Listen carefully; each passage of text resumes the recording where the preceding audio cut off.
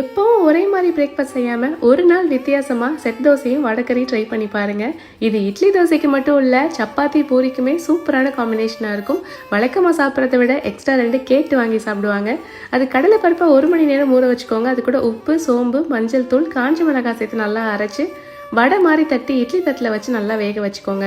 வேக வச்சதை நல்லா ஆற விட்டு சின்ன சின்ன பீசஸாக உதுத்து வச்சுக்கோங்க. ஒரு கடாயில் எண்ணெய் சேர்த்து கரம் மசாலா, வெங்காயம், அது கூடவே கருவேப்பிலை, பச்சை மிளகாய் சேர்த்து நல்லா வதக்கி விட்டுட்டு தக்காளி, புதினாவையும் சேர்த்து நல்லா வதக்கி விட்டுக்கோங்க.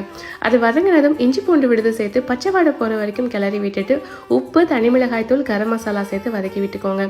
உதுத்து வச்ச வடை பீசஸ் அது கூட சேர்த்து நல்லா கிளறி விட்டுட்டு 1 கப் தண்ணி சேர்த்து ஒரு சேர நல்லா கலந்து விட்டுட்டு ஒரு 10 நிமிஷம் மூடி போட்டு வச்சிங்கன்னா வடைக்கறி நல்லா செட் ஆயிடும். எண்ணெயெல்லாம் பிரிஞ்சு வந்ததுக்கப்புறம் கொத்தமல்லி தூவி இறக்குனீங்கன்னா அருமையான வடைக்கறி ரெடி. சுட சுட தோசை, இட்லி, சப்பாத்தின்னு எது கூட வச்சு சாப்பிட்டாலும் டேஸ்ட் அல்டிமேட்டாக இருக்கும். எத்தனை சாப்பிட்டோன்னு கணக்கே தெரியாது, அவ்வளோ சூப்பராக இருக்கும். கண்டிப்பாக ட்ரை பண்ணி பாருங்கள்.